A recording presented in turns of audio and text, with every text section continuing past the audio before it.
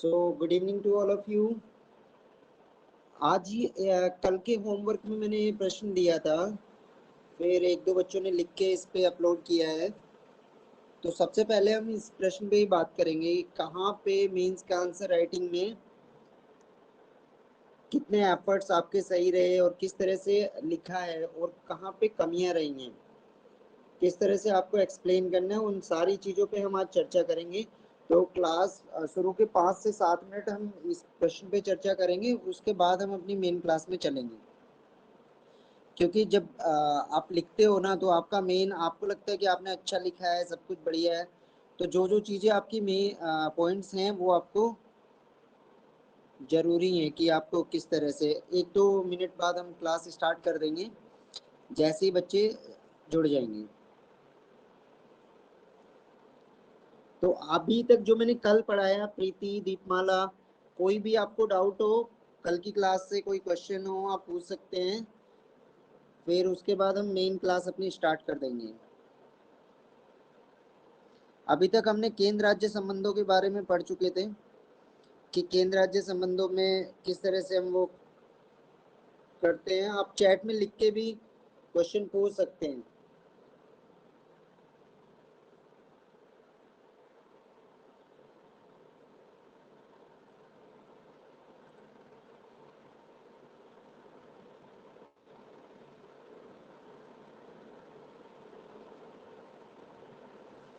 तो चलिए, और सभी टेक्निकल कोई भी इशू नहीं है, सारी चीज़ें क्लियर है हमारी।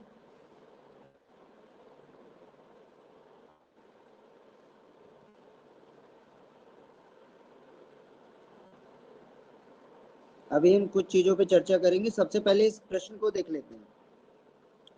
इस प्रश्न में अगर बात करें, ये लिखा है रेशु ने, रेशु हिस्ट्री करके है, ये उन्होंने लिखा है। आप देखिए इस प्रश्न में अगर आप सबसे पहले देखेंगे तो यहाँ पे आप पाएंगे कि ये प्रश्न की आप डिमांड समझिए कि प्रश्न की डिमांड क्या है। प्रश्न में पूछा गया है कि वर्तमान में केंद्र राज्य संबंधों में जो विवाद बढ़ते जा रहे हैं, तो ये विवाद जो बढ़ने का कारण है, उसके कारणों पे चर्चा करनी है। कारणों पे पहले चर्चा करनी है, देन उसका समाधान देना है, समाधान पे प्रकाश डालना है। तो आपको अगर इस तरह से कोई भी प्रश्न मिलता है जहाँ पे आपके मतलब जैसे केंद्र राज्य संबंध जो मैंने पढ़ाए थे, इसको सेक्शन वाइज आप सबसे पहले किसी भी प्रश्न को अगर लिखना चाहते हैं तो उसको डिवाइड कर लीजिए। जितना आप उसको माइक्रो लेवल पे लेके आ जाएंगे, आपको उतना ही लाभ मिलेगा। क्योंकि सेक्शन वाइज जितना भी आप उसका उत्तर देंगे, आपके मार्क्स उतने ही ज़्यादा मिलेंगे। क्योंकि एक ही प्रश्न में दो दो तीन डायमेंशन होती हैं। सबसे पहले आपको उस प्रश्न को समझना है कि प्रश्न में पूछा क्या जा रहा है, फिर आपको उसी भाषा में, जिस भाषा में प्रश्न पूछा गया है, आपको उसी भाषा में फिर अपना उत्तर लिखना है। और क्योंकि आप, सबसे बड़ी ब्यूटी जो यूपीएससी की है, यूपीएससी ये नहीं चाहता कि आप ज़्यादा लिखें, कम लिखें या इतना लिख दें। यहाँ पे मेन कंसंट्रेट सबका ये रहता है कि आपने जितना लिखा वो प्रश्न की डिमांड को पूरा कर रहा था। और अगर कहीं भी ऐसी प्रॉब्लम आ रही है कि कहीं आप प्रश्न की डिमांड को पूरा नहीं कर पा रहे या ऐसे इश्यूज आ जा रहे हैं, तो आपको देखिए इस प्रश्न में अगर हम बात करें, इसने पूछा सबसे पहले वर्तमान, मतलब सबसे पहला हमारा वर्तमान को परिप्रेक्ष्य में लेके हम काम करेंगे। देन केंद्र राज्यों के विवाद, केंद्र राज्यों के विवाद और उनके कारण, मतलब विवाद तो बढ़ रहे हैं। जहाँ पे वर्तमान पूछे तो आपको एग्जाम्पल, बार बार एग्जाम्पल देने पड़ेंगे इस उत्तर में। और चर्चाएं करते हुए समाधान पर प्रकाश डालें। तो पहला खंड है इसका, मतलब पहले में हम चर्चा पे बात करेंगे। इसकी चर्चा किस पे करेंगे? जो विवाद है। जिस तरह से इन्होंने लिखा कि भाग 11 में ये केंद्र राज्य संबंधों के बारे में चर्चा कर रहा है।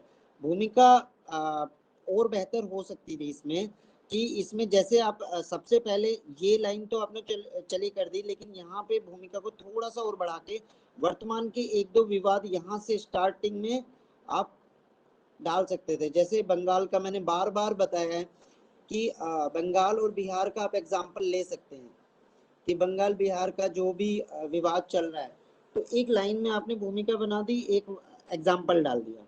देन केंद्र राज्य संबंधों के विवाद के बढ़ने के कारण, कि कौन कौन से कारण है। ये ग्राफिक का इस्तेमाल इन्होंने बहुत अच्छा किया है, क्योंकि ग्राफिक्स एक ऐसा होता है कि आप कम शब्दों में ज्यादा चीजें बता सकते हैं। तो आपको अपने आंसर में दो चीजें हमेशा ध्यान रखनी है, कि सपोज करो आपके आंसर के 10 पॉइंट्स बन गए, तो 10 पॉइंट्स अगर आपके आंसर के हैं तो 10 पॉइंट्स में से आप 5 पॉइंट्स लिखेंगे नॉर्मल, और 5 पॉइंट्स लिखेंगे आप ग्राफिक में। उससे फायदा क्या मिलेगा कि जो 5 पॉइंट्स आपने लिखे हैं उनको आप अच्छे से एक्सप्लेन कर पाएंगे, क्योंकि एग्जामिनर ये नहीं चाह रहा कि आप केवल रट के आए और मगब किया और आपने जो किताब में लिखा है उसको लिख के आगे। एग्जामिनर जो चेक करता है यूपीएससी के जितने भी, मतलब हमने जिनसे भी बात की है, जिस हिसाब से हमें एक्सपीरियंस मिला है चीज़ों का, हमें हम अपने अनुभव के आधार पे आपको बताते हैं कि आपने 10 पॉइंट्स लिखना कोई नहीं, आप 7 पॉइंट्स लिखिए, कोई मैटर नहीं है, लेकिन उन पॉइंट्स को एक्सप्लेन करना बहुत जरूरी है। और एक्सप्लेन जितने कम शब्दों में हो जाए और आपकी बात समझ में आ जाए, उसके लिए बेस्ट होता है एग्जाम्पल देना। तो जिस तरह से इन्होंने केंद्र राज्य संबंधों के बीच में टकराव की स्थिति बोली, और पहला पॉइंट इन्होंने दिया राज्य की नियुक्ति तथा उनकी भूमिका के संदर्भ में। तो इसमें आपको ध्यान देना है कि राज्यपाल की नियुक्ति और भूमिका के संबंध में यहाँ पे आप एग्जाम्पल डाल सकते हैं, मतलब केवल ये आपको पॉइंट नहीं देना है, इसको एक्सप्लेन भी करना है कि राज्यपाल कहीं ना कहीं केंद्र का एजेंट की तरह काम किया है, और इसमें आप बंगाल और जम्मू कश्मीर का एग्जाम्पल डाल सकते हैं कि कहाँ कहाँ विवाद हुए। नेक्स्ट आपका राष्ट्रपति शासन के लिए, जैसे इन्होंने बताया प्रेसिडेंशियल शासन, यहाँ पे भी आपको बिहार का एग्जाम्पल दे देना है। तो आपकी बात क्या है, आपकी बात पुष्ट हो जाती है, यहाँ पे ज्यादा वर्ड नहीं आए और आपने बिहार का एग्जाम्पल, सबसे ज्यादा बिहार और यूपी में ही जो राष्ट्रपति शासन है वो लगाया गया है। तो कहीं ना कहीं केंद्र सरकार ने इसका बहुत ज्यादा फायदा उठाया है। देन अगर हम बात करें अध्यादेश की शक्ति, यहाँ पे आप जोड़ सकते हैं, जब प्रेसिडेंट की बात कर रहे हैं तो आप अध्यादेश की शक्ति जो प्रेसिडेंट की है यहाँ पे ऐड कर सकते हैं। नेक्स्ट, जैसे राज्य में कानून और व्यवस्था बनाए रखने के लिए केंद्र बलों की तैनाती, यहाँ पे आपको अपस्पा का एग्जाम्पल देना है। जो केवल मैं आपको इस तरह से बता रहा हूँ कि आप इस तरह से उत्तर लिखेंगे तो आपके उत्तर में सारी की सारी डायमेंशन भी आएंगी और आपका उत्तर और बेहतर हो जाएगा। प्रेजेंटेशन बहुत अच्छा है इन्होंने, जिन्होंने लिखा है, इन पॉइंट्स सारे डाले हैं इसने, और इसमें थोड़ा सा और बेहतर बनाने का हम प्रयास करेंगे। जिस तरह से राज्य वित्तीय आवंटन की बात करता है, वित्तीय आवंटन में भेदभाव की बात करता है, क्योंकि सारे के सारे यहाँ पे आपको इसको एक्सप्लेन करना है करों के बंटवारे के लिए। जो मैंने बताया, देखो कोई भी प्रश्न हमारी सीमा से नहीं जाएगा बाहर, जितना मैंने पढ़ा दिया, जितना अप्रोच, जिस अप्रोच से मैं पढ़ा रहा हूँ, कोई भी क्वेश्चन नहीं जाएगा। देन यहाँ पे अखिल भारतीय सेवाएं, इस पॉइंट को अगर आप यहाँ पे लो एंड ऑर्डर्स में यहाँ पे ऐड कर देंगे तो आपका एक तो एक पॉइंट कम हो गया और आपने एक्सप्लेनेशन यहीं पे दे दिया। देन राज्य सूची में विषयों पर केंद्र का अतिक्रमण, ये जो आपका पॉइंट है, ये कहीं ना कहीं ये आपको एक्सप्लेन करने की कोई जरूरत नहीं है, या इतना कह सकते हैं कि कुछ कारण है, कुछ आधार हैं, वो आधार अभी तक मैंने नहीं बताए हैं, वो आप आधार में जब विधिक संबंध बताऊंगा तब मैं आपको एक्सप्लेन कर दूंगा। तो उन आधारों के बेस पे उनमें से आधार बना के लाइन खींच के आधार बना सकते थे। नेक्स्ट, इन्होंने जो पहला पार्ट था, हमारा पहला पार्ट इस उत्तर का इसी तरह होगा, ना तो हमने इसमें ज्यादा शब्द लिए हैं और हमारा जो उत्तर हुआ है वो और बेहतर स्थिति में। तो आपको नंबर जो है ना, यहाँ पे एक एक नंबर की फाइटिंग होती है, 3 4 नंबर, आप कुछ भी लिखाएंगे आपको 2 से 3 नंबर मिल जाएंगे। आपने पूरा पेपर किया ऐसे लिख के आगे 2 2 3 3 नंबर, लेकिन 2 3 नंबर से आपका सिलेक्शन नहीं हो पाएगा। आप केवल और केवल जस्ट अपीयर करके आए हैं वहां पे एग्जाम में कि आज मैं एग्जाम में बैठ के आया हूँ, ये चीजें। तो आपको जो ये 5 पॉइंट मैंने बताया, ये 5 पॉइंट आपको एक्सप्लेन करना है, और उसके बाद अब एक्सप्लेनेशन इस हिसाब से बहुत अच्छा, बहुत बेहतर प्रस्तुतिकरण है इस उत्तर का। अब अगर मैं और एक और शेयर कर रहा हूँ आपसे, देखिए इसका नेक्स्ट पार्ट जैसे इन्होंने किया है, तो नेक्स्ट पार्ट में यहाँ पे ये चीजें, जिस तरह से इन्होंने, मैंने पूछा विवाद का मुद्दा, समितियों के गठन की बात की इन्होंने अब यहाँ पे,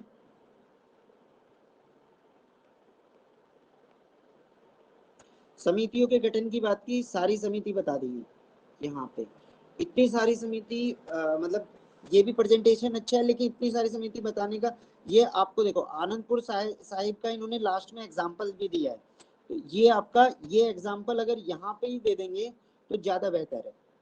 तो एक तो आपका जगह कम गिर रहा है और आपका प्रेजेंटेशन अच्छा आ जा रहा है। नेक्स्ट आपका ये आपका सहकारी आयोग नहीं है, सरकारी मतलब ये सरकारी आयोग है करके, जिसके बेस पे आपका जैसे इंटर स्टेट काउंसिल बनी, और यहाँ पे जिस तरह से इन्होंने चीजों किया है, पुंछी आयोग, ये सारी चीजें इतनी इस प्रश्न की मांग के अनुरूप नहीं है। मेरा जो रहेगा मतलब थोड़ा सा टाइट रहेगी मार्किंग, और मैं चाहता हूँ कि यहाँ पे आप मुझे कुछ भी कह लें, मुझे कोई दिक्कत नहीं है। एग्जामिनेशन हॉल में मुझे मतलब इस तरह से मतलब आपको एग्जामिनेशन हॉल में गाली नहीं मिलनी चाहिए आपके टीचर को। तो मेन रीजन ये है, यहाँ पे आपको थोड़ा सा कम कर सकते थे, इतनी समितियां डालने का कोई, केवल एक सरकारी जो सरकारिया कमीशन था उसकी रिपोर्ट्स का डाल सकते हैं। नेक्स्ट इन्होंने कहा कि सुधार के मुद्दे, जो पॉइंट्स इन्होंने कारण में बताए उन्हीं को सुधार में आपको लाना है। जैसे राज्यपाल की नियुक्ति के लिए जिस तरह से इन्होंने दिया है कि मुख्यमंत्री से परामर्श लेना, ये एक अच्छा पॉइंट है, ये इनका बहुत अच्छा पॉइंट डाला कि यहाँ पे आपका मुख्यमंत्री और उसकी मंत्रिपरिषद से आप सलाह लेके राज्यपाल की नियुक्ति कर सकते हैं। ये ऑथेंटिकेटेड पॉइंट है, ये आपके नंबर अच्छे देगा। देन समवर्ती सूची के विषय पर कानून बनाने से पहले राज्यों से विमर्श कर लें। इसमें ऑलरेडी आधार दिए हैं कि किस स्थिति में कोई जो आपका पार्लियामेंट है कब कानून बना सकती है, और यहाँ पे ये इन्होंने सही दिया है। योजनाओं और विधेयकों पे केंद्र की दखल अंदाजी बंद होनी चाहिए। ये जब आपने सारे पॉइंट दिए ना, ये जब पॉइंट दे रहे हैं, तो यहाँ पे आपको मैंने बार बार बताया कि आलोचक ऐसा कहते हैं कि दखल अंदाजी बढ़ गई है, और इसको हम डायरेक्ट दखल अंदाजियों को आप लोगे तो ये आपका नेगेटिव जा रहा है, क्योंकि यूपीएससी में कोई भी ऐसी चीज जो नेगेटिविटी वो कर रही है क्रिएट, उसको उससे बचना है आपको, ये ध्यान रखिए। नेक्स्ट इन्होंने यहाँ पे पूरी के पूरे में जो कमियां रही इनकी आंसर में, एक बार निष्कर्ष और देख लेते हैं। कहा जा सकता है, ये वर्तनी का ध्यान रखिए, क्योंकि हिंदी में अगर हिंदी में आप लिखने जा रहे हैं तो जहां वर्तनी देखो गलत हुई आपकी, आपका पूरा का पूरा मीनिंग चेंज हो जाता है। यहाँ कहा की जगह पे कहाँ बन गया। कहा जा सकता है कि निष्कर्ष के लिए मैं आपको कुछ वर्ड्स बता रहा हूँ, वो वर्ड्स आप अपने आंसर में यूज करेंगे तो बहुत अच्छा रहेगा। पहला वर्ड से एक वर्ड है, आप लिख के रखिएगा इसको, अंतोदगत्वा करके है। दूसरा है कि जब आप किसी एक पक्ष को आपने बता दिया और दूसरे पक्ष को आप बताना चाह रहे हैं, वहां पे आप कह सकते हैं सिक्के का दूसरा पहलू। सिक्के का दूसरा पहलू ये है, फिर आप अपनी बात कह सकते हैं। ये इस तरह से डायरेक्ट निष्कर्ष लिखना थोड़ा सा मतलब, मैं यहाँ पे किसी भी बच्चे को डिमोटिवेट नहीं कर रहा, मैं यहाँ पे स्टार्टिंग है आप बच्चों, तो उसको और बेहतर बनाने की प्रयास में, क्योंकि यहाँ पे अगर आपकी प्रैक्टिस अच्छी हो जाएगी तो आप और बेहतर आंसर लिख पाएंगे। कि देश के सर्वांगीण विकास के लिए केंद्र राज्यों के बीच सहयोग और समन्वय अनिवार्य है। देखिए ये जो मेन था ना इनका, ये मेन इन्होंने यहाँ डालना था, ये जो निष्कर्ष में दिया। मैंने कल पढ़ाया था क्लास में, आपको याद होगा, मैंने पूरा का पूरा सहकारी संघवाद पढ़ाया था।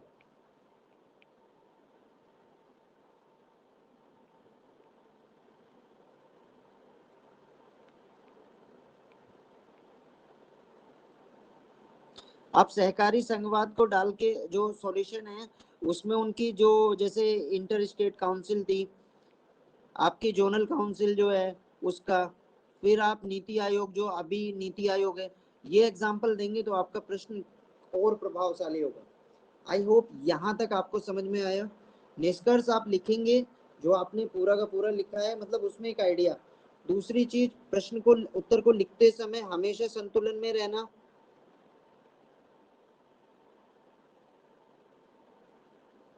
दूसरी कहीं पर भी आपका एक तरफ झुकाव नहीं होना चाहिए ज्यादा, मतलब एक ही पक्ष बताए जा रहे हैं, मतलब कहीं भी आपका पूर्वाग्रह नहीं दिखना चाहिए कि आप किसी चीज के लिए पूर्वाग्रहित हैं।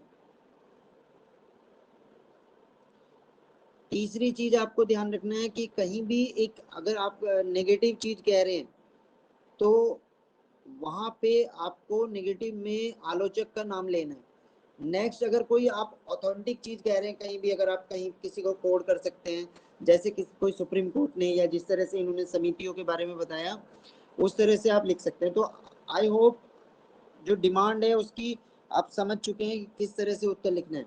अभी किसी बच्चे का प्रश्न है, फिर हम अपनी क्लास स्टार्ट करते हैं। प्रीति, दीपमाला, भरत, कोई भी अगर आपकी डिमांड, आपकी कोई भी मतलब कोई क्वेश्चन हो आप पूछ सकते हैं इससे रिलेटेड।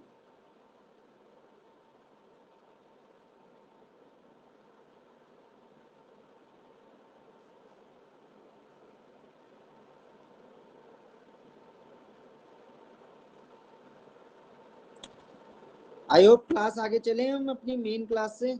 Okay, thank you. अभी हम अपनी मेन क्लास पे आ जाते हैं।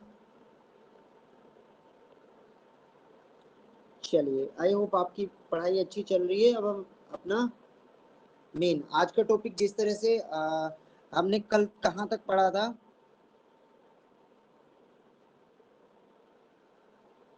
कल हम कवर किए थे जो सहकारी संघवाद की संस्थाएं, मैंने आपको लिखा दिया था। आपके पास नोटबुक और पेन हमेशा होना चाहिए क्योंकि जो जो मैं लिखवाऊंगा वो बहुत ही इंपॉर्टेंट पार्ट प्ले करेगा आपके एग्जाम में, एग्जाम के पॉइंट ऑफ व्यू से।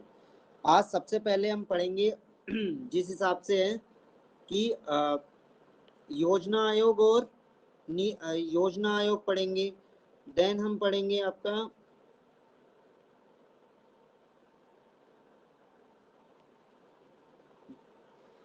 स्क्रीन आपको क्लियर है ये?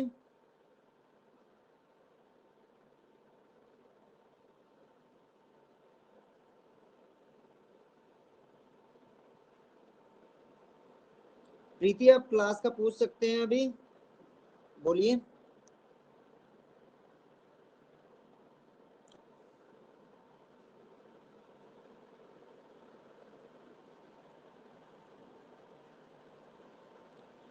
नहीं, डेली क्लास होती है, सेम टाइम पे होती है 9 o'clock।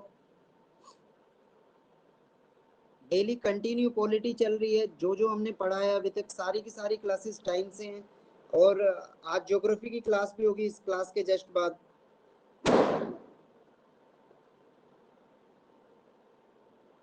जी, मेरी क्लास के बाद में ज्योग्राफी की क्लास होगी।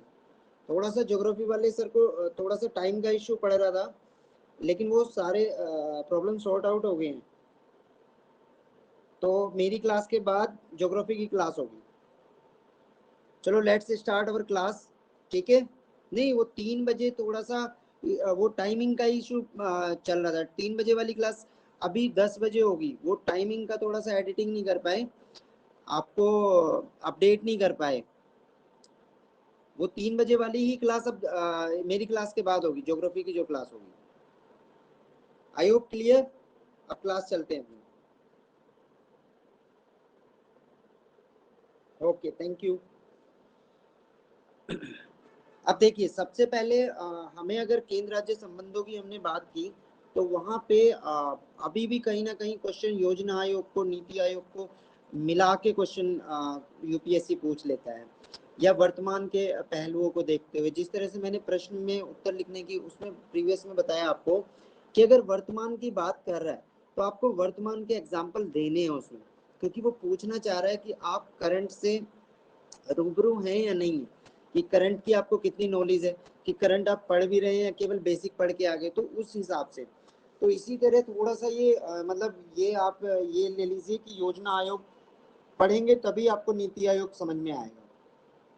तो अगर हम योजना आयोग की बात करें, योजना आयोग पे मैं ज्यादा नहीं जाऊंगा, योजना आयोग को थोड़ा सा शॉर्ट करके बताऊंगा, मेन हमारा नीति आयोग ही कॉन्सेप्ट रहेगा।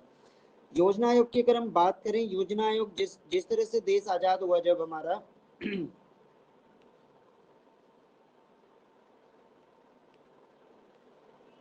तो देश आजाद हुआ तो जो प्रभाव था वो सोवियत संघ का प्रभाव हमारे ऊपर था।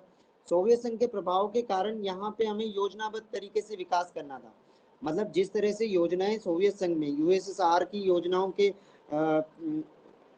के अकॉर्डिंग यूएसएसआर का डेवलपमेंट हुआ, क्योंकि वहां भी गवर्नमेंटाइजेशन ने क्या किया कि गवर्नमेंट ने सारे का सारा योजना बना के प्लानिंग करके सारा डेवलपमेंट किया।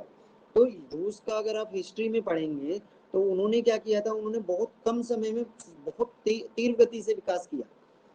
लेकिन सारा का सारा विकास डेवलपमेंट कहाँ किया, डेवलपमेंट सारा का सारा किया वेपन्स में और इंफ्रास्ट्रक्चर को खड़े करने में, उन्हीं चीजों में सारा का सारा उन्होंने इन्वेस्टमेंट किया। क्योंकि वहां पे पहले कारण क्या था कि वहां बहुत ज्यादा गरीबी थी, और जब गरीबी बहुत ज्यादा थी और जिस तरह से एकदम से चीजें देखी, मतलब जिनके घर में टीवी नहीं, मतलब टीवी जिन्होंने कभी देखा नहीं उनके घरों में टीवी आ जाए, उनके लिए तो यही विकास है। तो गवर्नमेंट का सबसे बड़ा हाथ था उसमें विकास करने में, तो ये प्रभाव भी इंडिया पे पड़ा। तो इसीलिए 1950 में क्या किया, 15 मार्च 1950 को एक मंत्रिमंडल का एक निर्णय लिया। मंत्रिमंडल के एक निर्णय के आधार पर योजना आयोग का गठन कर दिया। योजना आयोग का मंत्रिमंडल के निर्णय के आधार पर वो मतलब एक अधिसूचना जारी करके उन्होंने इसका गठन किया। इसका मतलब ये है कि ये आपकी स्ट्रेचरी बॉडी है, ना कि ये आपकी संवैधानिक बॉडी नहीं है। संवैधानिक संस्था मैंने बताई थी जिसका संविधान में जिक्र हो और कोई अमेंडमेंट हो या कोई आर्टिकल उसके लिए है। तो जो संविधान ने हमें दिया है वो संवैधानिक संस्थाएं, और जो हमारे मंत्रिमंडल ने एक अधिसूचना जारी करके दिया उसी तरह एक योजना आयोग है।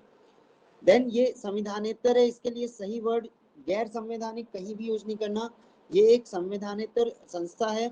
इससे पहले अगर हिस्ट्री में जाओगे आप, राष्ट्रीय योजना एक समिति बनी थी 1938, जवाहरलाल नेहरू के मतलब उनकी डिजायर के उस पे थी, क्योंकि जवाहरलाल नेहरू जो हमारे सबसे पहले प्राइम मिनिस्टर थे, उनकी सबसे बड़ी मतलब डिजायर थी कि योजनाबद्ध तरीके से हमारे देश का विकास होना चाहिए। उसी का आधार बना आपका जो पंचवर्षीय योजनाएं थी, और पंचवर्षीय योजनाओं के लिए योजना आयोग कैसे काम कर रहा था, कैसे उसका वर्क कल्चर कैसे था, वो थोड़ा सा जान लीजिए आप। योजना आयोग में अगर आप इनके सदस्यों की बात करते हैं तो योजना आयोग में मोस्टली जो उसका हेड ऑफ द डिपार्टमेंट होता है, मतलब जो चेयरमैन होते थे वो कौन थे, पीएम। चेयरमैन वहां पे पीएम थे, और उसके उपाध्यक्ष पीएम ही सिलेक्ट करते थे कि जो पीएम चाहेंगे वही आपके उपाध्यक्ष होंगे, और कैबिनेट के मिनिस्टर्स होते थे। मतलब कहीं ना कहीं ये योजनाएं तो किसके लिए बना रही है, राज्यों के लिए, और इनकी जो समिति है वो सारी की सारी केंद्र के लिए है।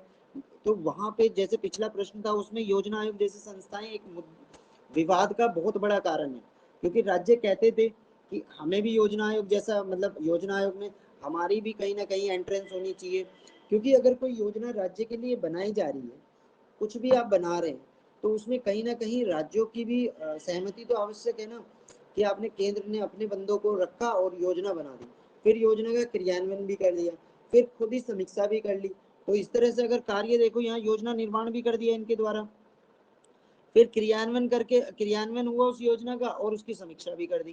भाई क्रियान्वयन आपके जो एआईएस सर्विसेज हैं या जो राज्य है वो उस हिसाब से करता है। और ये योजना निर्माण केवल सेंटर के लिए नहीं, ये स्टेट गवर्नमेंट के लिए भी योजनाओं का निर्माण करते थे। तो अगर आप देखो तो एक एवरेज इशू में अगर देखेंगे तो 85% योजनाएं सेंट्रल गवर्नमेंट की, 85 से भी ऊपर होंगी अगर आप एवरेज, और ओनली 15% योजनाएं जो आपकी स्टेट गवर्नमेंट वो होती है। तो कहीं ना कहीं योजना आयोग जो एक केंद्र सरकार का ही प्रतिनिधित्व कर रहा है एज ए एजेंट, तो वो काम करता था केवल केंद्र सरकार के लिए। अब इस पे देखो बजट के लिए भी योजना का निर्धारण, मतलब इसके कार्य अगर हम बात करें तो बजट के लिए भी ये योजना व्यय का निर्धारण भी यही कर रहा है। देन सहकारी संघवाद आधार, मतलब थ्योरेटिकल में अगर देखें तो सहकारी संघवाद की बात तो करता है ये, कि कहीं ना कहीं दोनों केंद्र और राज्य मिलके एक दूसरे के साथ काम करें। उस पे क्या है, उस पे बेनिफिट भी है कि एक साथ काम करेंगे तो चीजें मतलब डेवलपमेंट की ओर आएंगी। देन लेकिन व्यवहारिक स्तर पे देखो तो जैसे मैंने बताया, आपको कहीं लिखना हो ना तो आप इसी तरह से लिखेंगे कि आपका मतलब विधिक स्तर पे तो ऐसी चीजें हैं, मतलब जो कानून, सॉरी एक वर्ड होता है आपको लिखना है संरचनात्मक स्तर पे। मतलब संरचनात्मक स्तर पे ये जो है ये कहीं ना कहीं दिखा रहा है कि हम संघवाद की बात कर रहे हैं, लेकिन अगर व्यवहारिक स्तर पे देखें तो व्यवहारिक स्तर पे कहीं ना कहीं इसमें बहुत सारी कमियां हैं। फिर केंद्र राज्य मिलकर कार्य करें, इसका ये आधार प्रस्तुत कर रहे हैं। जिस तरह से सहकारी संघवाद का मेन नेक्स्ट पॉइंट आपका यही बन जाएगा कि केंद्र राज्य मिलकर इसमें कार्य करेंगे, क्योंकि दोनों के बीच में एक मतलब ऐसी बॉडी आ गई जो दोनों की बातें सुनकर, मतलब या तो आप ऐसे देख लीजिए कि योजनाएं जो निर्माण कर रहे हैं मिलजुल के अगर करेंगे तभी तो देश का विकास होगा। तो अब योजना आयोग में इतना ही आपके लिए जानना, एक स्ट्रक्चर बना ली मैंने आपके लिए, ये आपको इतना जानना जरूरी था। क्योंकि प्रॉब्लम कहाँ से आई, अब प्रॉब्लम यही राज्यों की, क्योंकि जब तक कांग्रेस की गवर्नमेंट सेंटर में थी और बहुत सारे राज्यों में भी कांग्रेस की गवर्नमेंट थी, तब तक कोई भी विवाद नहीं आया, क्योंकि सारी चीजें टॉप टू बॉटम ही सारी डायरेक्शंस चल रहे थे, सारे निर्देश, तो कहीं भी कोई प्रॉब्लम नहीं। लेकिन जैसे ही राज्यों में सरकारें चेंज हुई या केंद्र सरकार में चेंज हुई और राज्यों में दूसरी, वहीं इसमें प्रॉब्लम आना शुरू हो गई। फिर उसी को देखते हुए स्टार्टिंग में अगर 2 साल की बात करें, जिस तरह से 1950 में आपका ये बना, तो वहीं पे कहीं देखिए आपका विजन कितना तकड़ा होता है। एज ए प्राइम मिनिस्टर जो जवाहरलाल नेहरू थे, उनका विजन इतना था कि हाँ ये प्रॉब्लम्स तो आएंगी, फ्यूचर में भी आएंगी और हो सकता है थोड़ी बहुत प्रॉब्लम्स आई, तो उसका एक मतलब जैसे कहते हैं ना प्रेशर वाल्व, जो कुकर की प्रेशर कुकर की वाल्व होती है, वो रिलीज कर देती है प्रेशर। तो उसके लिए इन्होंने एनडीसी का गठन किया। एनडीसी जो आपकी राष्ट्रीय विकास परिषद होती है, नेशनल डेवलपमेंट काउंसिल जो थी। अब एनडीसी का गठन करना मतलब जो लास्ट अनुमति, जो योजना आयोग बनाएगी उस योजना को लास्ट अनुमति देना, फाइनलाइज करना, सब कुछ करना एनडीसी का काम है। अब एनडीसी के लिए क्या किया गया, एनडीसी क्यों किया गया, क्योंकि ये प्रेशर वाल्व के लिए मतलब एक सेफ्टी वाल्व का काम कर रही थी, तो उसमें राज्यों के जो सीएम थे उनका पार्टिसिपेशन आ गया। अब पहली बार यहाँ पे योजना निर्माण में कहीं ना कहीं राज्यों का पार्टिसिपेशन आ गया, लेकिन ना तो रोज अभी तक भी ना तो योजना निर्माण में उनका साथ था और ना ही आपका क्रियान्वयन उसकी समीक्षा करने में। केवल आपको एक ऐसी अथॉरिटी बना दी कि जहाँ पे केवल आप अप्रूवल दें। आई होप ये कॉन्सेप्ट आप समझ रहे हैं कि किस तरह से चीजें कहाँ से कहाँ निकलेंगी। तो एनडीसी में सेम यही चीजें चली गई। तो एक बार हम एनडीसी जानेंगे, फिर दोबारा से नीति आयोग पे जाएंगे। और एनडीसी के लिए थोड़ा सा लिखना, क्योंकि योजना आयोग आपने समझ लिया, एनडीसी पे कभी कभी क्वेश्चन आ जाते हैं और बच्चे जहां तक के लिख नहीं पाते हैं। तो जो जो मैं पॉइंट दे रहा हूं आप उसको लिखेंगे। सबसे पहले लिखिए कि जो लिखिए एक हेडिंग डालिए राष्ट्रीय विकास परिषद करके।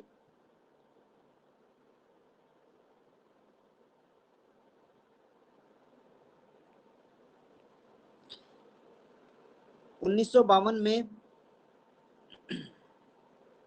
1952 में भारत के प्रथम राष्ट्रपति डॉक्टर राजेंद्र प्रसाद के आदेश से राष्ट्रीय विकास परिषद का गठन किया गया।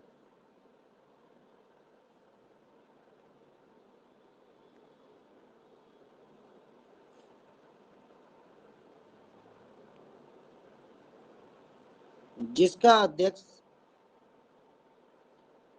भारत के प्रधानमंत्री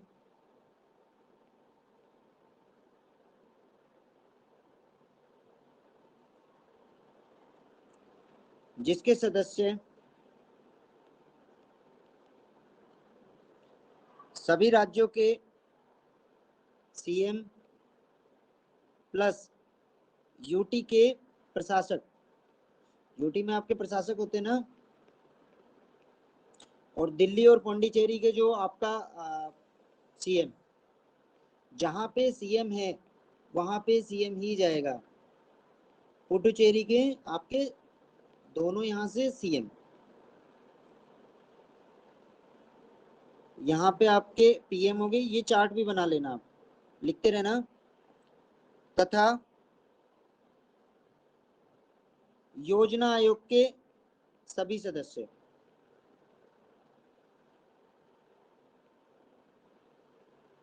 अब योजना आयोग के सदस्य कौन थे, मैंने आपको बताया था कौन कौन योजना आयोग के सदस्य थे। मतलब पीएम तो ऑलरेडी हो गए, फिर आपके जितने भी कैबिनेट मंत्री हैं वो मतलब कैबिनेट मिनिस्टर्स हो गए वो, तो वो सारे के सारे मिलके ये एक इस एनडीसी का गठन करते थे। तो यहाँ पे कहीं ना कहीं जैसे सीएम को पार्टिसिपेशन का मौका मिला, यूटीज के प्रशासकों को मिला और दिल्ली पौंडीचेरी के सीएम को मिला, मतलब यहाँ पे कुछ विकेंद्रीकरण की बात हुई। लेकिन ये क्या करती थी, ये केवल और केवल फाइनल अप्रूवल देती थी। अब लिखिए नेक्स्ट पॉइंट, मतलब इसी में पैराग्राफ मतलब फुल स्टॉप के बाद में एनडीसी मतलब राष्ट्रीय विकास परिषद भारत में योजना को अंतिम स्वीकृति देती थी। इसी कारण योजना आयोग को योजना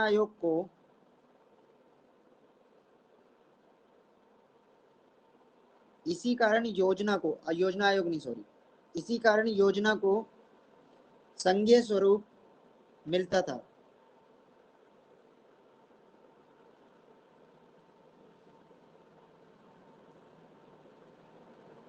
भारत के पहले प्रधानमंत्री जवाहरलाल नेहरू का विजन प्रारंभ से योजनाबद्ध विकास को लेकर रहा है। कहीं पे छूट जाए तो आप पूछ सकते हैं, मैं रिपीट कर दूंगा, लेकिन थोड़ा सा स्पीड से लिखना। जिस तरह 1950 में योजना आयोग का गठन किया गया,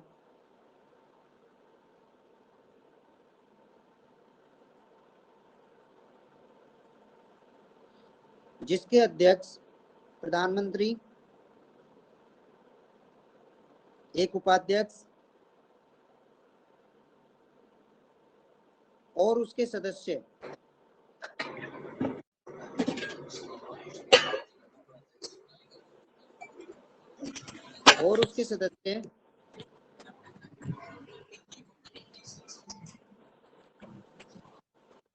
का चयन प्रधानमंत्री ही करते थे।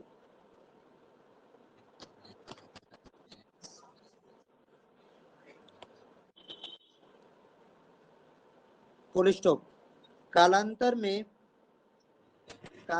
में राज्यों ने शिकायत की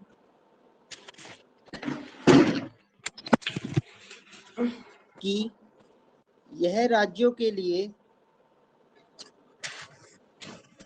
योजना तो बनाती है, मतलब योजना आयोग जो है यह राज्यों के लिए योजना तो बनाती है, परंतु इसके सदस्यों में राज्य का कोई भी प्रतिनिधित्व नहीं रहता। यहां तक लिख लिया बच्चों? इसी आधार पर राष्ट्रीय विकास परिषद का गठन हुआ।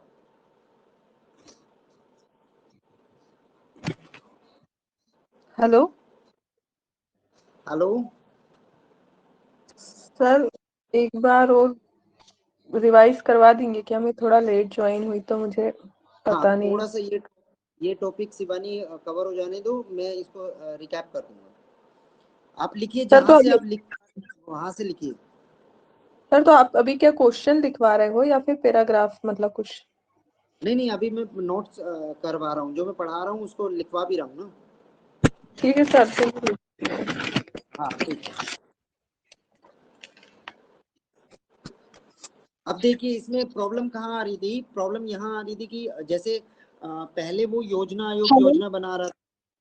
हेलो हाँ सर, जो लास्ट की लाइन थी प्रतिनिधित्व नहीं रहता, इसके बाद एक बार और बोल दीजिए।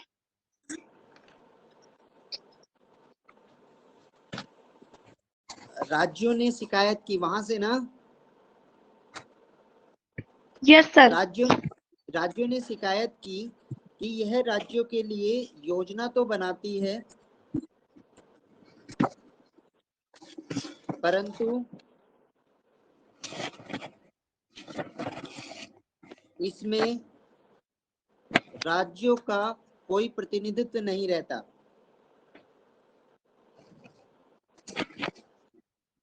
आगे चलकर यही आधार,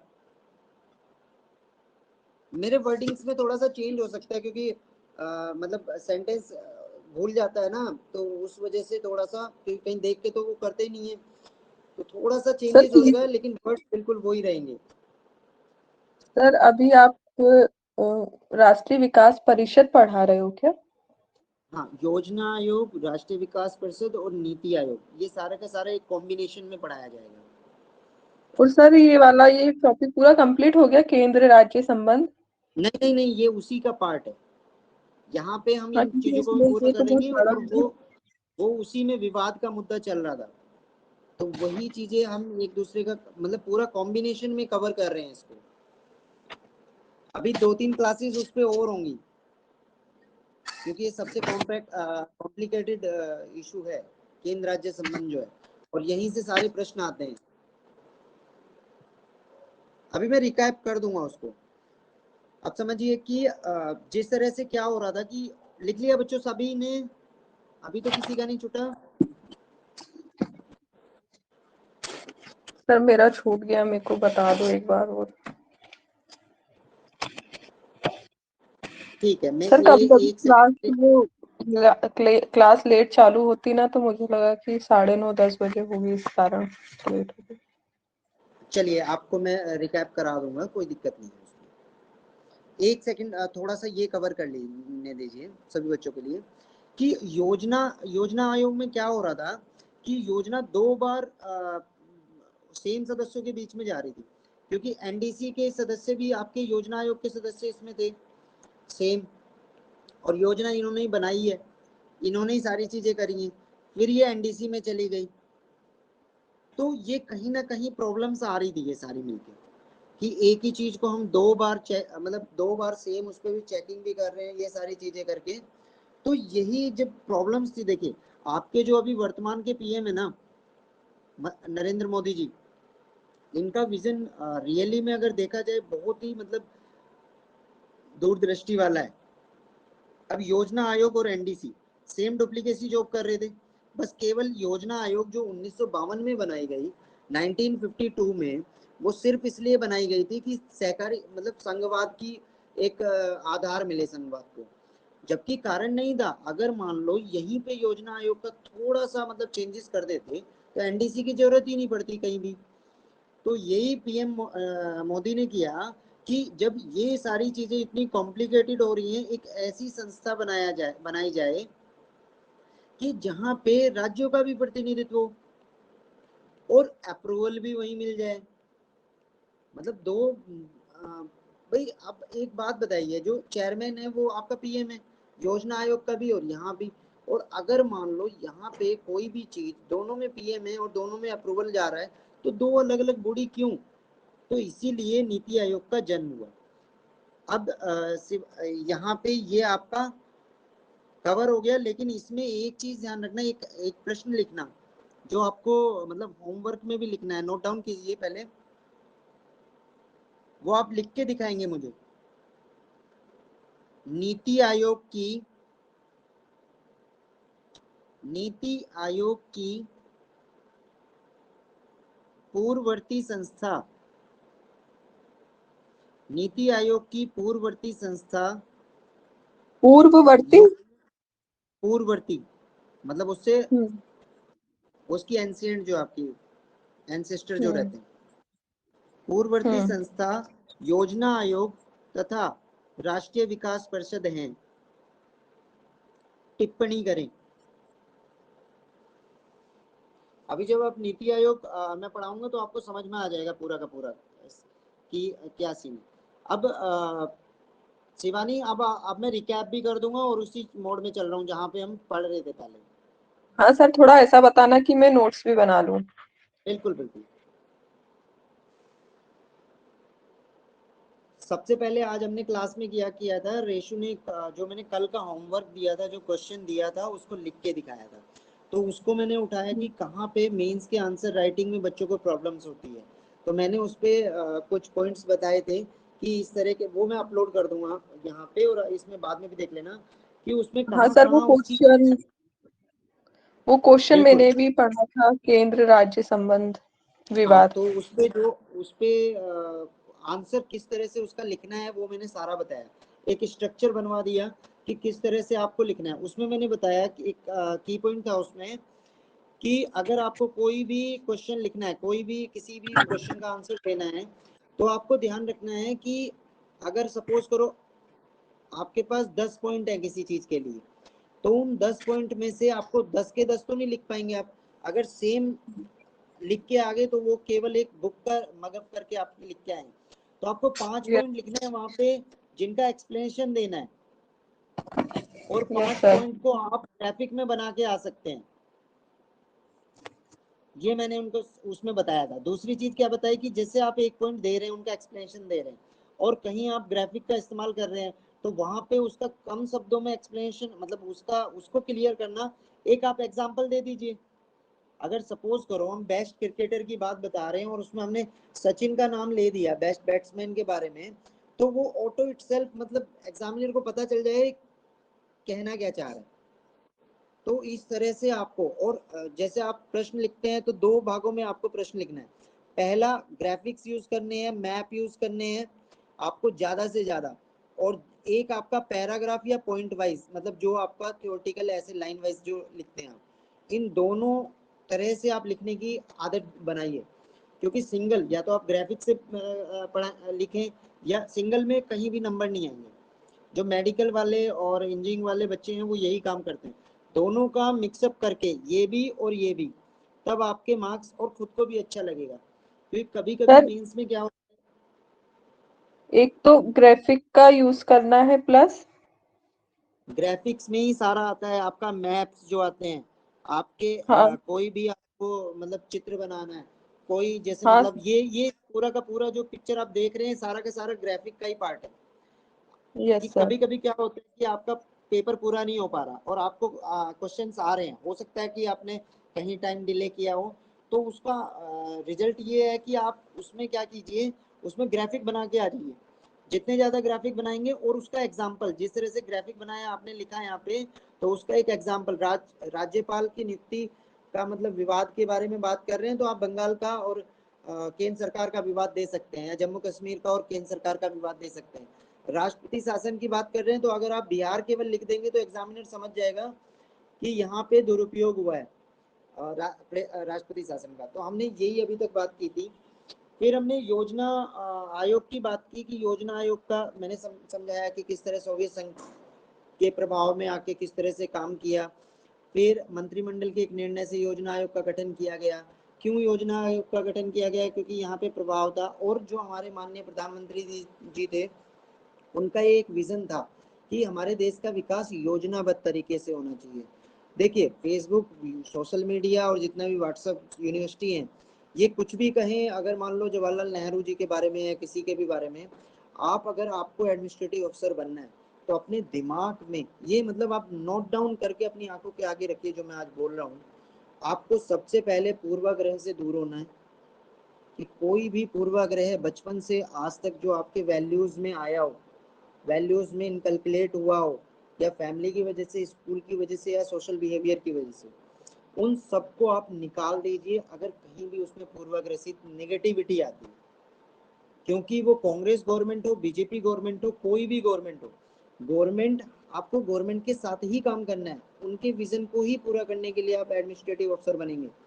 तो अगर उनको पूरा करना है तो गवर्नमेंट की हर चीज वचनबद्ध तरीके से आपको काम करना है, मतलब आपकी एक इंटीग्रिटी होनी चाहिए उसके लिए।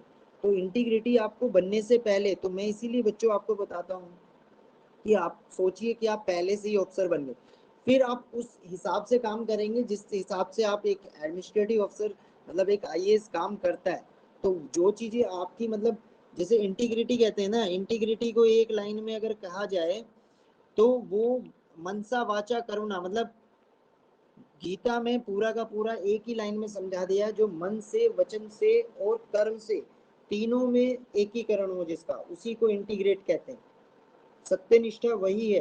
तो आपको अभी से वो सत्यनिष्ठा अपनी पढ़ाई के लिए, अपने एग्जाम के लिए लानी पड़ेगी। जो आप सोचते हैं, जो आप बोलते हैं और जो आप करते हैं, उन तीनों एक जैसे होना चाहिए।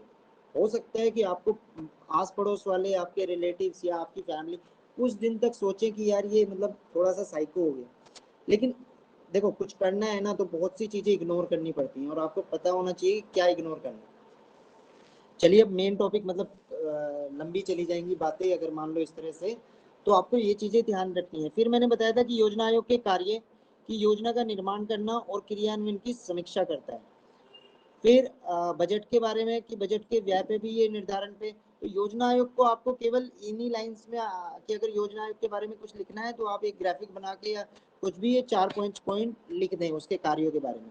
सहकारी संघवाद को आधार देता है और ये मतलब इसका मेन आधार है कि केंद्र राज्य मिलके एक साथ कार्य करें। फिर 2 साल बाद ही 52 के मतलब 2 ईयर आफ्टर ही क्या हुआ, एनडीसी का गठन करना पड़ा, क्योंकि भाई इसमें प्रतिनिधित्व तो कहीं था ही नहीं, केवल ये क्रिया मतलब योजना बना रहा था। योजना बनाना और क्रियान्वयन हो जाना, मतलब जो एग्जीक्यूटिव ऑफिसर्स कर देते हैं उसका एग्जीक्यूशन, कार्यपालिका जो उसका एग्जीक्यूशन करती है उस योजना का, उस योजना का एग्जीक्यूशन होने के बाद में उसकी समीक्षा करना कि कहाँ तक कार्य हुआ, कहाँ तक योजना मतलब एग्जीक्यूशन हुआ, कहाँ तक योजना का। तो ये सारी की सारी चीजें कहीं ना कहीं सेंटर का, क्योंकि इसके गठन की अगर बात करें, गठन में सेम पीएम, कैबिनेट मिनिस्टर्स, उपाध्यक्ष भी उसके द्वारा चुना गया। तो जो सारा का सारा सेंटर गवर्नमेंट को ही ये पूरा का पूरा, मतलब ये एक विवाद का मुद्दा भी था केंद्र और राज्यों के बीच में। तो इसी तरह देखेंगे अगर योजना आयोग की बात करें तो कहीं ना कहीं योजना आयोग से और संस्था बनानी थी, इसलिए माननीय प्रधानमंत्री जी नेहरू जी ने एनडीसी का गठन किया। तो नेहरू जी ने किसका गठन किया, मतलब एक प्रेसिडेंशियल, क्योंकि गठन तो आपका प्रेसिडेंट ही करते हैं, कोई भी चीजें करते हैं उन्हीं के मतलब उन्हीं के लेटर हेड पे, मतलब अधिसूचना जारी करने का काम केवल और केवल प्रेसिडेंट है। केंद्र सरकार भी अधिसूचना जारी करती है, लेकिन किसी संस्था के गठन के लिए इस तरह की मेनली आपका प्रेसिडेंट ही करते हैं।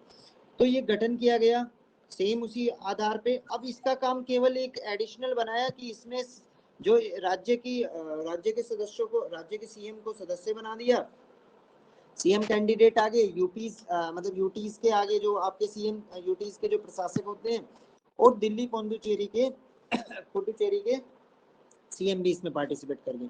मतलब ये कहीं ना कहीं संघवाद की बात करने लगा। संघवाद का आधार किसने बनाया था, योजना आयोग ने, लेकिन योजना आयोग कहीं भी व्यवहारिक स्तर पे सहकारी संघवाद की बात नहीं कर रहा था। मिलजुल कर काम करें वही सहकारी संघवाद होता है। तो यही चीज एनडीसी का गठन किया। अब एनडीसी और योजना आयोग दोनों एक तरह के काम कर रहे थे सॉरी, लेकिन संस्थाएं दो थी, खर्चा दो बार खर्चा हो रहा था। सेम चीजें हो रही है कि पीएम ही उसको बना रहा है और पीएम ही उसका अप्रूवल दे रहा है।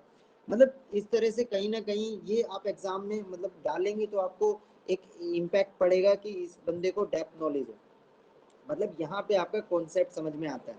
फैक्चुअल सभी लिख के आएंगे, जब तक आप कॉन्सेप्ट नहीं लिख के आएंगे, कॉन्सेप्ट उसमें बता के नहीं आएंगे, तब तक एग्जामिनर आपको नंबर कभी भी नहीं देगा और ना ही आपकी कॉपी पढ़ेगा। फिर यही सारी चीजें होने के बाद में नीति आयोग मतलब जो अभी के प्राइम मिनिस्टर हैं कि चीजें दोनों दो योजनाओं की जरूरत ही नहीं है, उन दोनों योजनाओं से एक ही आयोग बनाया जा सकता है और उसी आधार पर 1 जनवरी 2015 को नीति आयोग का गठन किया गया। देखिए मैं आपको थोड़ा सा स्लो भी हो सकता हूँ क्लास में, लेकिन ध्यान रखना कि कॉन्सेप्ट जब तक आपका क्लियर नहीं होगा मैं आगे नहीं बढ़ने वाला, पढ़ाऊंगा मैं अपनी अप्रोच से।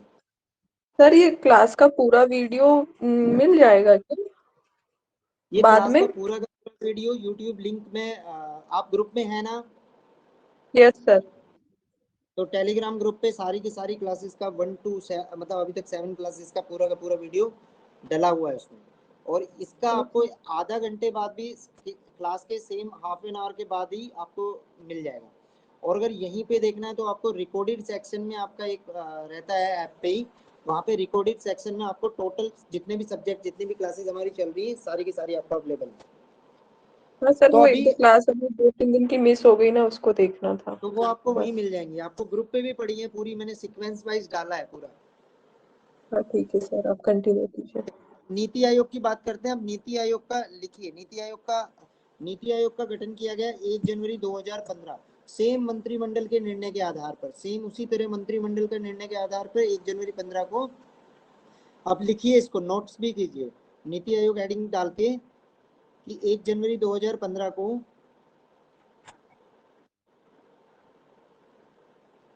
सहकारी संघवाद को आधार बनाते हुए मंत्रिमंडल के एक निर्णय द्वारा नीति आयोग का गठन किया गया।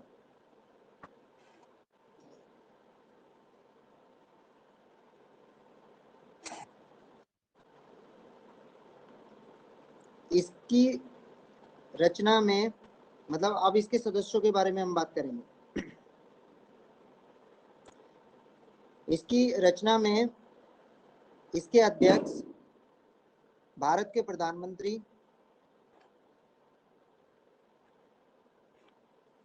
इसके साथ इसकी एक शासकीय परिषद होती है, इसके साथ ही इसकी एक शासकीय परिषद होती है जिसको बोलते हैं गवर्नमेंट काउंसिल। गवर्नमेंट काउंसिल होती है जिसके सदस्य सभी राज्यों के मुख्यमंत्री, सभी राज्यों के मुख्यमंत्री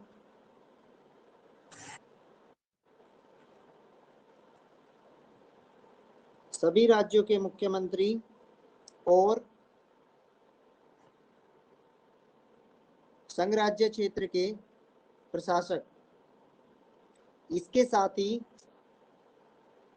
दिल्ली और पुदुचेरी के मुख्यमंत्री, मतलब जहां विधानमंडल है वहां के मुख्यमंत्री इसके होंगे। इसकी संरचना में इसका तीसरा भाग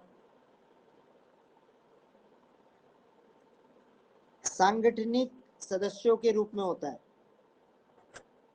मतलब organisational member, organisational member English.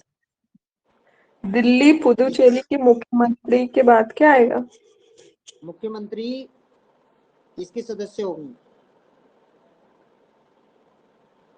मतलब ये किसके सदस्य हैं? ये शासकीय परिषद, जो इसका सेकंड पार्ट है। फर्स्ट पार्ट हो गया इसका अध्यक्ष prime minister, second part government council जिसमें सीएम आगे सारे राज्यों के, प्लस दिल्ली और पुडुचेरी के सीएम आगे, प्लस यूटी के प्रशासक, मतलब जितने भी यूनियन टेरिटरीज हैं उनके जो आपके प्रशासक हैं। और इसके तीसरे पार्ट में जो इसका सांगठनिक सदस्य, मतलब सांगठनिक सदस्य बोलते हैं उसको, और ऑर्गेनाइजेशन मेंबर,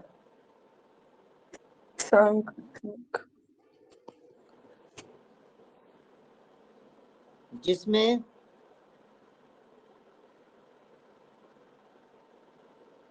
चार पूर्णकालिक सदस्य,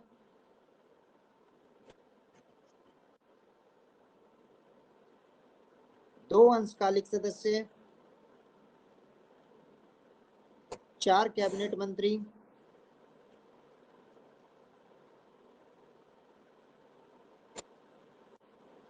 कुछ आमंत्रित सदस्य, मतलब जिनको इनविटेशन पे, मतलब जो विशेषज्ञ होते हैं अलग अलग, जिस तरह योजनाएं बना रहे हैं हम, एनवायरमेंट का स्पेशलिस्ट चाहिए तो हम संविधान विशेषज्ञ को बुला लेते हैं, तो उसी तरह से चीजें। देन एक सीईओ होता है, चीफ एग्जीक्यूटिव ऑफिसर जो होता है। कुछ आमंत्रित सदस्य के बाद क्या है सर? कुछ आमंत्रित सदस्य विशेष विभाग, विशेष क्षेत्रों से संबंध रखने वाले, कुछ आमंत्रित सदस्य जो किसी विशेष क्षेत्रों से संबंध रखते हैं, तथा एक chief executive officer, CEO, bracket में सीईओ जरूर लिखना। इसकी संरचना का निर्माण करते हैं।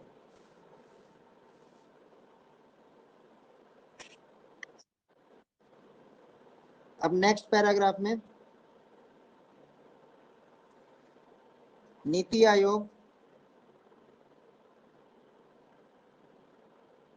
आयोग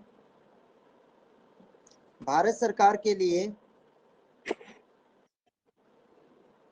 थिंक टैंक की तरह कार्य कर रही है, थिंक टैंक के लिए तरह कार्य कर रही है।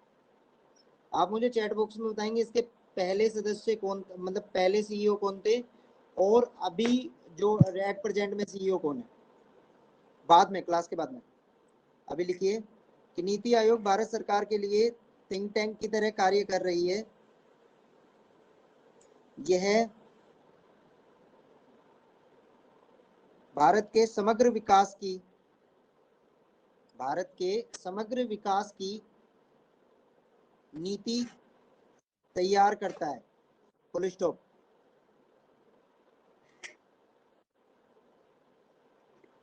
यह इस रूप में योजना आयोग से अलग है। यह इस रूप में योजना आयोग से अलग है क्योंकि इसका स्वरूप संघात्मक है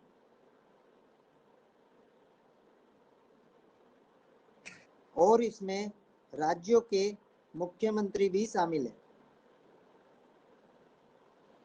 इसकी संरचना में राज्यों के मुख्यमंत्री भी शामिल है। Full stop. इसी पैराग्राफ में लिखिए और इसका स्वरूप संगठनात्मक है और इसमें राज्यों के मुख्यमंत्री भी शामिल है, ऐसा लिखना है ना। नीति आयोग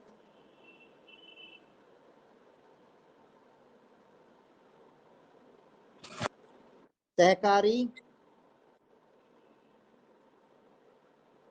संघवाद के आधार पर बनी हुई संस्था है जो विकेंद्रीकृत नियोजन को मान्यता देता है। मैं इसको समझा दूंगा, पहले लिखिए आप सारी चीजों को। विकेंद्रीकृत नियोजन को मान्यता देता है। यह योजना निर्माण में स्थानीय मांगों और पहल को सर विकेंद्रीकृत नियोजन को मान्यता देता है, इसके बाद क्या है? Full stop. इसमें योजना निर्माण में स्थानीय मांगों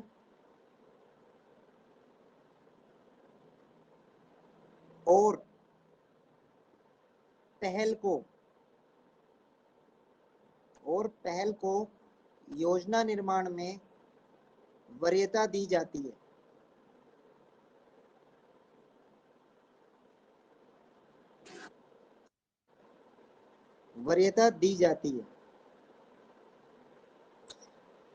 नेक्स्ट पैराग्राफ से लिखिए। Yes sir. इसकी प्रशासनिक परिषद, गवर्नमेंटल जो काउंसिल है, इसकी प्रशासनिक परिषद इसकी सहकारी संघवाद की भूमिका को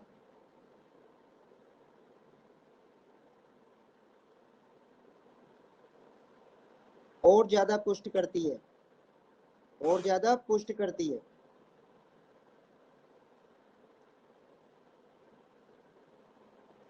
और इसके सदस्य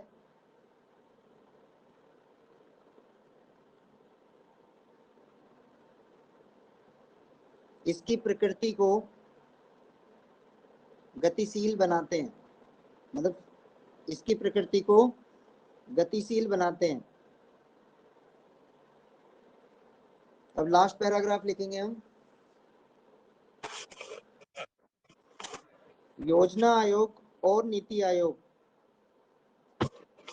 सर हेडिंग डालना, योजना आयोग और NITI Aayog. Last paragraph conclude करते हुए। यस सर, पैराग्राफ है। Yes sir. योजना आयोग और नीति आयोग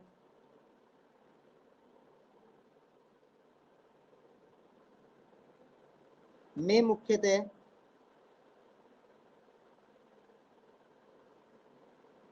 दर्शन का मौलिक अंतर प्रतीत होता है।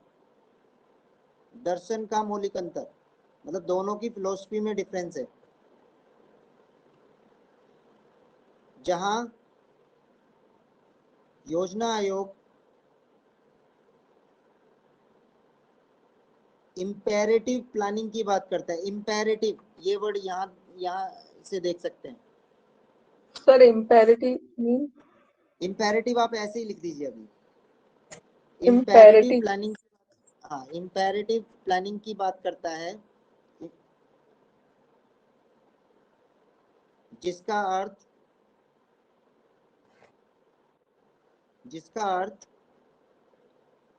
योजना आयोग स्वयं, या अर्थार्थ करके लिख सकते हैं, जिसका अर्थ योजना आयोग स्वयं वृहद लक्ष्य का निर्माण करना, जिसका अर्थ योजना आयोग वृहद लक्ष्य का निर्माण करना, सब वृहद लक्ष्य देखिए आपका यहीं पे लिखा हुआ है, हाँ सर बृहद लक्ष्य, वृहद लक्ष्य का निर्माण करना और योजना बनाना, जो पूर्णतः इसका केंद्र की ओर झुकाव दिखाता है।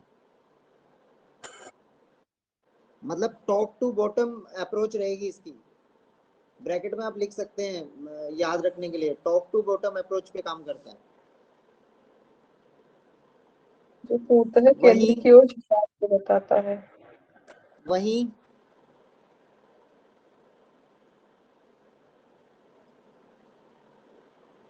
नीति आयोग इंडिकेटिव प्लानिंग पे काम, इंडिकेटिव योजना पर कार्य करता है। इंडिकेटिव योजना पर कार्य करता है, जिसका अर्थ मतलब अर्थार्थ करके लिखिए, अर्थार्थ यहाँ योजना में योजना की अप्रोच बॉटम टू टॉप होगी, मतलब नीचे से ऊपर की ओर। सर अप्रोच दृष्टिकोण, मतलब इसको हिंदी में क्या अप्रोच ही लिखे? दृष्टिकोण लिखिए आप। योजना का दृष्टिकोण नीचे से ऊपर की ओर होगा, जिसमें राज्यों को अत्यधिक स्वायत्तता मिलेगी। यहाँ देखिए स्वायत्तता वर्ड यूज करना, स्वतंत्रता नहीं, स्वायत्तता मिलेगी राज्यों को, जिसका उदाहरण, अब उदाहरण देके खत्म कीजिए। जिसका उदाहरण जैसे किसी योजना में शौचालय का निर्माण होना है, जैसे किसी योजना में शौचालय का निर्माण होना है, तो नीति आयोग शौचालय बनाने के लिए बताएगा। नीति आयोग शौचालय बनाने के लिए बताएगा, मतलब शौचालय बनना है, नीति आयोग सिर्फ ये बताएगा योजना में। वहीं उसके लिए पानी की उपलब्धता, उसका साइज और उसकी स्थिति कि कहाँ पे बनेंगे, वो सभी राज्य की जिम्मेदारी होगी, मतलब राज्य का उत्तरदायित्व होगा। उन सभी पर राज्य का उत्तरदायित्व होगा। आपका नोट्स यहाँ पे मतलब कंप्लीट हो गया। नीति आयोग के लिए कॉन्सेप्चुअल थिंकिंग, मतलब कॉन्सेप्चुअल, इससे ज्यादा कहीं से भी नीति आयोग के लिए क्वेश्चन आएगा, आप इसी में से सारे क्वेश्चन सोल्व कर लेंगे। I hope you understand. किसी भी बच्चे को अगर कहीं भी कोई प्रॉब्लम हो तो वो आप पूछ सकता है, free to ask any question. Sir एक सेकंड, जैसे ज्योग्राफी की क्लास स्टार्ट होने वाली है एक्चुअली। सर एग्जाम्पल में ये मतलब जैसे किसी योजना में शौचालय का निर्माण होना है तो इसके बारे में नीति आयोग मतलब बताएगा कि शौचालय बनाना है किसी भी मतलब नीति आयोग केवल ये बताएगा कि केवल शौचालय का निर्माण होना है, ठीक है, हाँ, जैसे कि 4 किसी शौचालय भी बनेंगे। स्टेट लेकिन में। हाँ, योजना आयोग क्या कह रहा था, योजना आयोग के टाइम पे क्या हो रहा था कि शौचालय बनेंगे, यहाँ बनेंगे, क्योंकि पूरा प्लानिंग बना रहा था ना वो, तो इम्पेरेटिव उस पे, तो वो पूरा का पूरा काम कर रहा था कि इतने बनेंगे, इसका साइज ये होगा, पानी यहाँ से आएगा। तो उसमें राज्यों का कहीं भी कुछ नहीं हुआ, फाइनल अप्रूवल मिल गया था। अब नीति आयोग में क्या हो रहा है, बॉटम टू अप्रोच, मतलब बनेगा शौचालय, केवल नीति आयोग ये बोलता है, लेकिन कहाँ बनेगा, कितना साइज होगा, पानी कहाँ से आएगा, किस तरह से वो होगा, वो सारा का सारा काम किसका है, राज्य का। इसलिए ये एक सहकारी संघवाद का बहुत बड़ा वो है, और इसने बहुत सारे केंद्र राज्यों के बीच में जो मनमुटाव हैं उनको दूर किया है। तो अगर कहीं सहकारी संघवाद लिखना है तो नीति आयोग से बेहतर कुछ नहीं होगा, क्योंकि ये विशेषज्ञों की टीम भी रख रहा है, जो इनवाइटेड मेंबर्स हैं इसके। यहाँ पे आपके कैबिनेट मिनिस्टर्स भी हैं, यहाँ पे आपके पूर्णकालिक सदस्य भी हैं। और पहले क्या होता था, एक किसी लीडर को उपाध्यक्ष बना दिया जाता था, तो वहां पे वो एग्जीक्यूटिव काम नहीं कर पा रहे थे। अब यहाँ पे इन्होंने, मतलब XIS हो या कोई हो, उसी को आपको CEO बना रहे हैं, मतलब एक एडमिनिस्ट्रेटिव को। तो उस तरह से नीति आयोग बहुत बेहतर काम कर रहा है। आप देख सकते हैं कि कितना डेवलपमेंट 2014, मतलब 2015 जब से बना है और अभी तक किस तरह से। तो कहीं भी नीति आयोग के बारे में बुराई मत करना बच्चों, ध्यान रखना। अगर कहोगे तो फिर यही बात कहना सेम जो मैं कहता हूँ, क्या कहता हूँ, आलोचक ये कहते हैं। प्रीति कोई क्वेश्चन? दीपमाला कोई क्वेश्चन? आप एकेडमी कोई क्वेश्चन सर? तो अभी आपकी ज्योग्राफी की क्लास स्टार्ट होने वाली है इसके जस्ट बाद, तो आप कहीं भी नहीं जाएंगे, ये आपको यूट्यूब से लिंक मिल जाएगा। और एक काम और करना है आपको, जो बहुत जरूरी है, आपको चैनल सब्सक्राइब भी करना है यूट्यूब का, तब आपको सारी की सारी नोटिफिकेशन होके सारी की सारी एक साथ मिलेंगी। सब्सक्राइब जरूर करना है चैनल, तभी मिलेंगी आपको सारी की सारी 1 by 1 करके पूरी क्लासेस। आई होप मैं क्लियर हूँ यहाँ से। अभी हम अलविदा ले सकते हैं इस क्लास के लिए, या कोई क्वेश्चन है? एक क्वेश्चन है जी पूछिए सर। जैसे जो भी प्लानिंग बनाएगी उसके लिए फंडिंग थोड़ा वॉइस आपकी तेज आनी चाहिए, सुन नहीं रही है क्लैरिटी के साथ। सर जो भी प्लानिंग बनेगा उसके लिए फंडिंग राज्य सरकार करेगी या केंद्र सरकार करेगी सर? देखिए, योजना 85% योजना जो है आपकी, वो राज्य केंद्र सरकार की, और 15% योजनाएं आपकी केवल राज्यों की योजनाएं हैं। तो जो 85% केंद्र सरकार की हैं, वो पूर्ण योजना, मतलब पूर्ण फंडिंग जो रहती है वो सेंट्रल गवर्नमेंट की रहती है उनके लिए। पहली चीज, जो केंद्र प्रायोजित योजनाएं जिनको बोला जाता है, उसके लिए वर्ड होता है केंद्र प्रायोजित। और 15% जो योजनाएं हैं राज्य प्रायोजित योजनाएं हैं, उसमें मैंने उस दिन बताया था कि विशेष राज्यों का जो एक कॉन्सेप्ट बताया था ना, कि जो विशेष दर्जा प्राप्त राज्य हैं उनके लिए 90-10 का रेशो, और जो नॉर्मल राज्य हैं उनके लिए 60-40 का रेशो रहता है। कि यहाँ पे बना तो योजना आयोग ही रहा है ना, राज्य प्रायोजित योजना भी, तो उसके लिए आपका 60% जो फंडिंग होगी वो सेंट्रल गवर्नमेंट से होगी, और 40% स्टेट गवर्नमेंट से होगी। और यहाँ पे 90 और 10 का रेशो है। जैसे आप नॉर्थ ईस्ट के जितने भी राज्य देखेंगे और जितने भी विशेष दर्जा प्राप्त राज्य हैं। आई होप आपको उत्तर मिला। हाँ सर, एक डाउट और है ओके, जैसे ठीक है, क्लास जैसे को केंद्र करते हैं।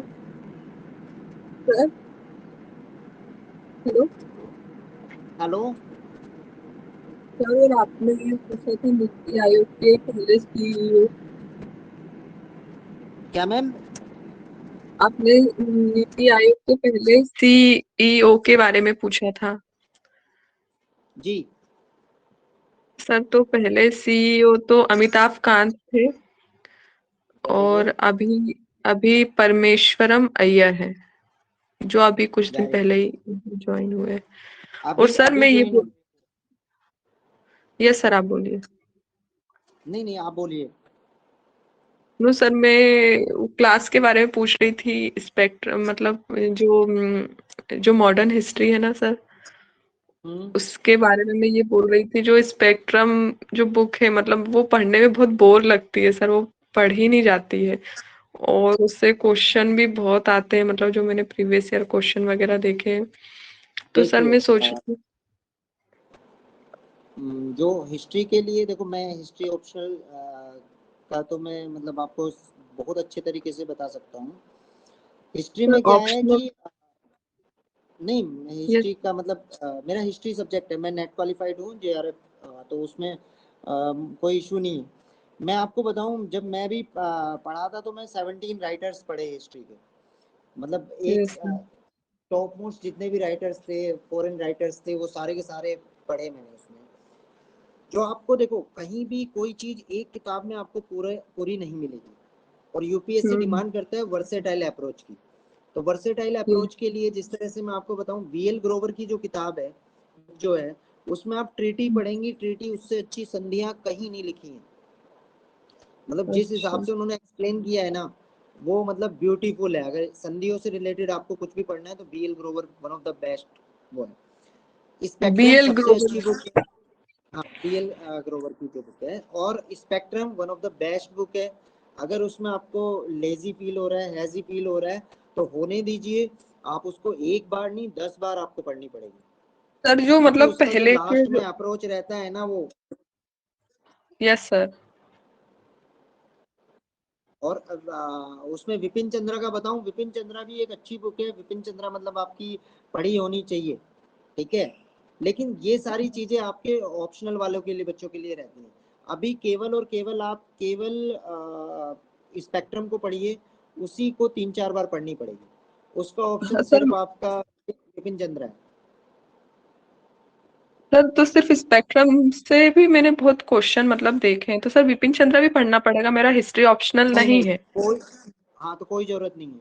एक किताब को 10 बार पढ़िए, क्योंकि रीजन क्या होता है, देखो एक किताब में आपको 70% मिल जाता है, उस किसी भी किताब को उठा लीजिए, उसी चीज को आप, और 50% पे टॉपर होता है बच्चा, तो आप एक ही किताब को 10 बार 15 बार पढ़ेंगे, तो वहां पे आप 50% ला सकते हैं। 10 किताब को एक एक बार पढ़ेंगे तो नहीं, ठीक है। सर उसकी जो पहली दूसरी तीसरी यूनिट है ना, जहां तक अंग्रेज वगैरह और जो भी शिवानी, विद्रोह वगैरह शिवानी हुए। एक काम करो, आप मुझे पर्सनल उधर टेलीग्राम पे आप मैसेज कर दीजिए, क्योंकि बच्चों की ज्योग्राफी क्लास भी अभी स्टार्ट हो चुकी है, उसमें थोड़ा सा डिले होंगे।